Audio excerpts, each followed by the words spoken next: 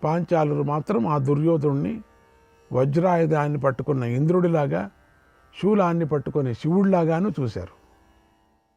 ఆ దుర్యోధనుడిని చూసి పాంచాలురు, పాండవులు అందరూ ఎంతో ఆనందించారు. పరస్పరం చేతులు కలిపారు. దాన్ని దుర్యోధనుడు అపహాస్యంగా భావించాడు. వాళ్ళు చేతులు కలుపుకున్నారు.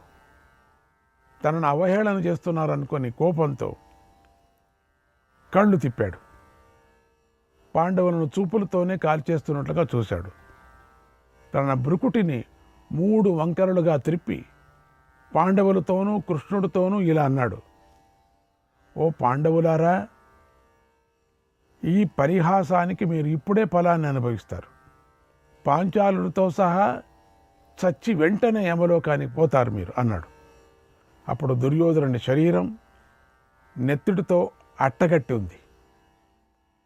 ఒంటి నుండి నీరు కారుతోంది. అప్పుడు ఆ నీటిని స్రవిస్తున్నటువంటి పైనుంచి నీళ్లు కారుతూ ఉంటే ఓ పర్వతం నుంచి నీళ్లు పడినట్టుకున్నాయట. తర్వాత దుర్యోధనుడు ఆనందంతో ఆబోతులాగా రంకెలు వేశాడు. మేఘంలాగా గర్జించాడు. గదను పట్టుకొని పాండవులను యుద్ధానికి ఆహ్వానిస్తూ ఇలా అన్నాడు: ఓ ధర్మరాజా, ఒక్కొక్కరుగా నా దగ్గరకు రండి. రణభూమిలో ఒకే వీరుడు అనేక మందితో పోరాడటం న్యాయం కాదు, ధర్మం కాదు. విశేషించి కవచాన్ని విడిచిపెట్టిన వాడితో పోరాడకూడదు.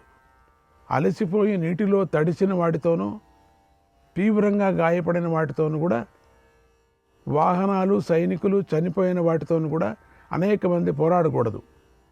ఈ ధర్మాన్ని గుర్తుంచుకోండి. మళ్ళీ అదే అంటున్నాడు. ఎందుకంటే అందరూ వచ్చి పైన పడతారని. నాతో అందరూ తప్పకుండా యుద్ధం చేస్తారు, చెయ్యాలి. అయితే నేను చెప్పిన ధర్మాన్ని గుర్తుంచుకొని యుద్ధం చేయండి.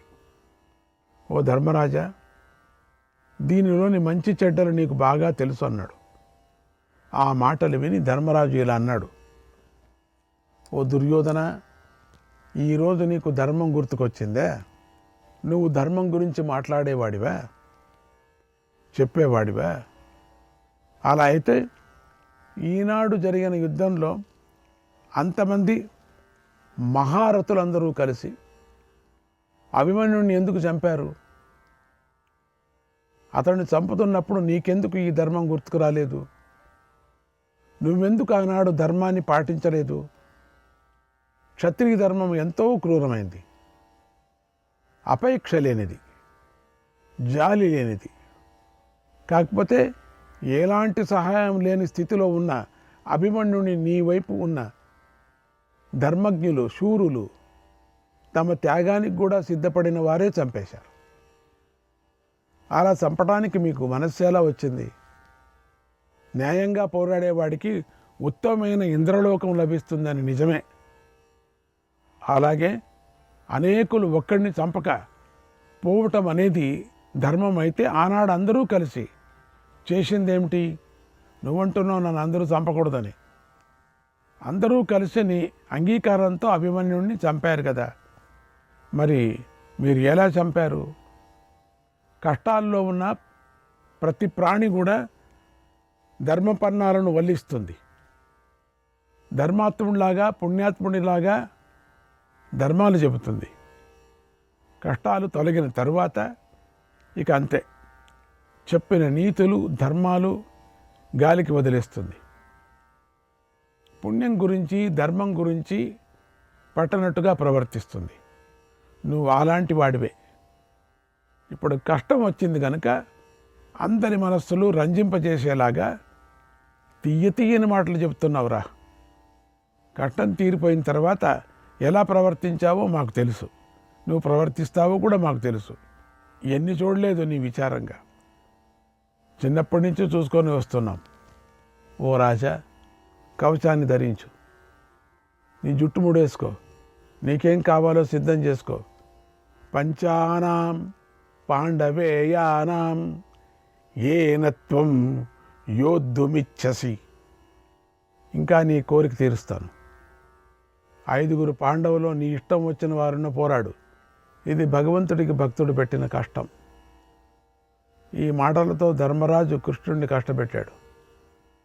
ఓ వీరా, నీకు నచ్చిన వాడితో పోరాడి నువ్వు అతన్ని వధిస్తే నువ్వే రాజైపోతావు, లేదా నువ్వు మరణిస్తే స్వర్గాన్ని పొందుతావు.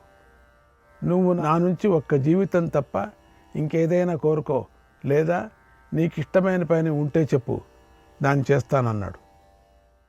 ఆ మాటలు విని నీ కుమారుడు బంగారు కవచం ధరించాడు. అదే ఎవరో తీసుకొచ్చి ఇచ్చారు కదా ఆ బంగారు కవచం, దాన్ని ధరించాడు. విచిత్రమైన బంగారు కిరీటాన్ని ధరించాడు.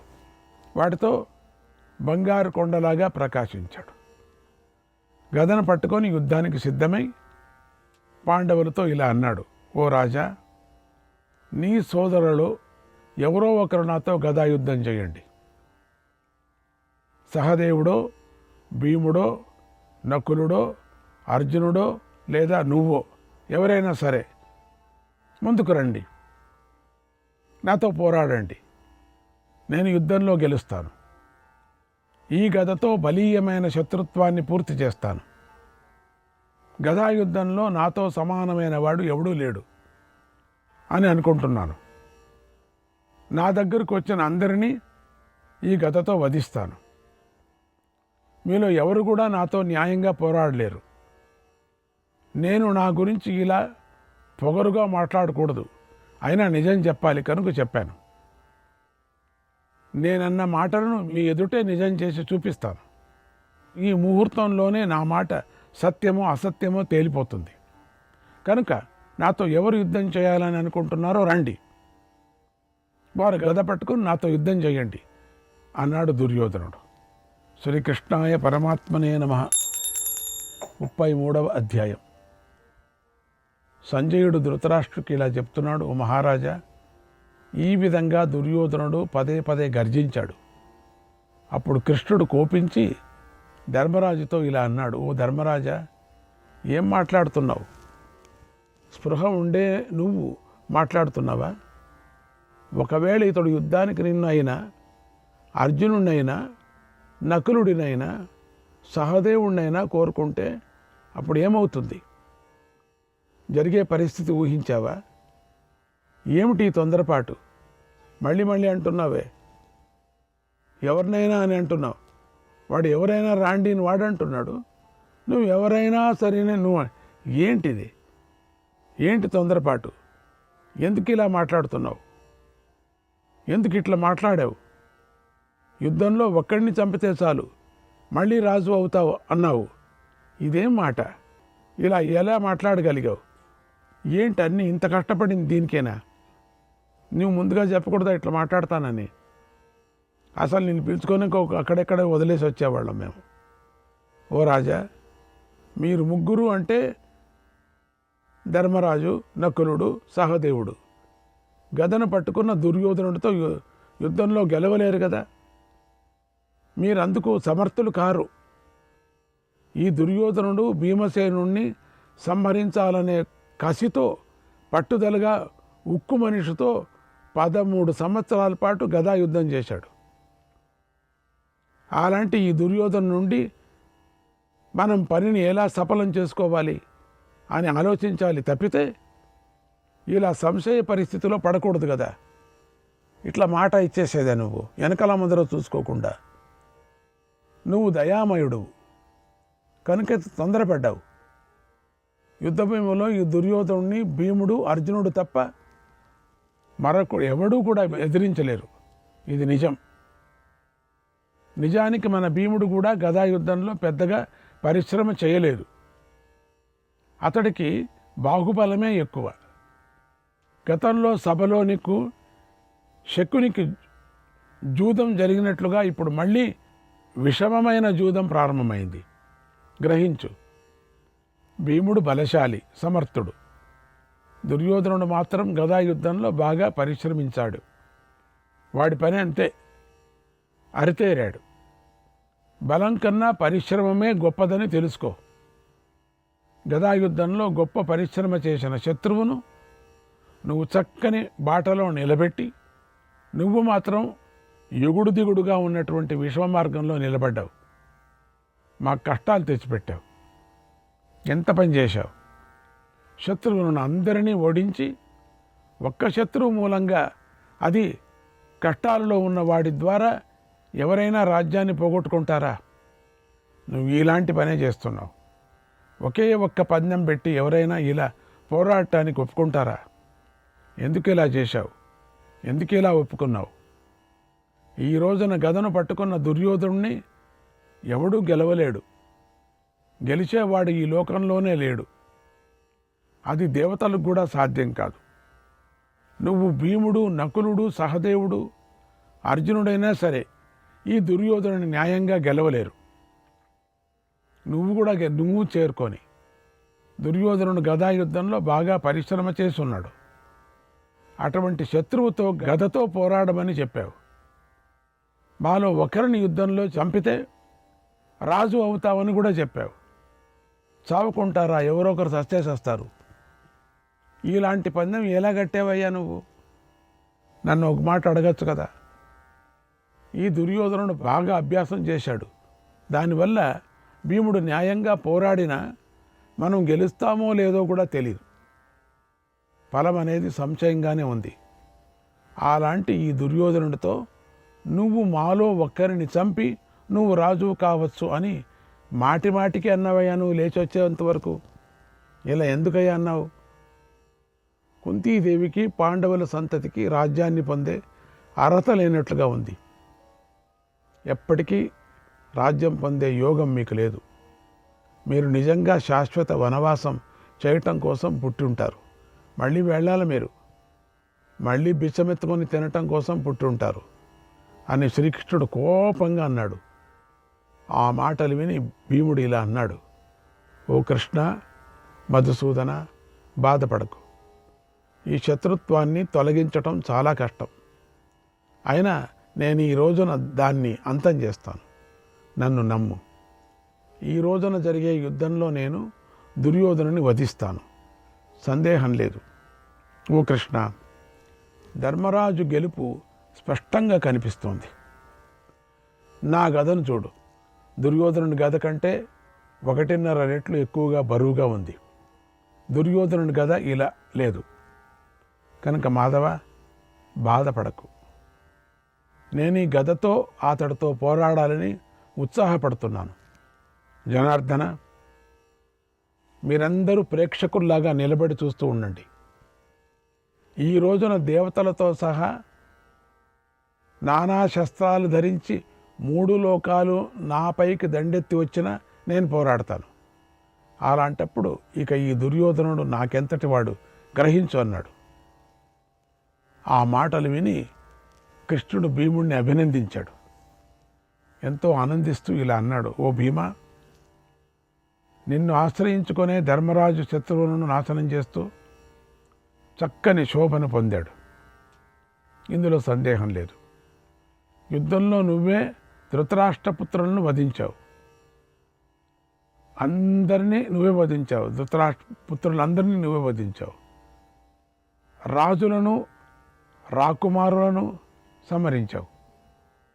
నిన్ను ఎదిరించి కళింగులు, మాగధులు, ప్రాచ్యలు, గాంధారులు, కౌరవులు అంతా మరణించారు.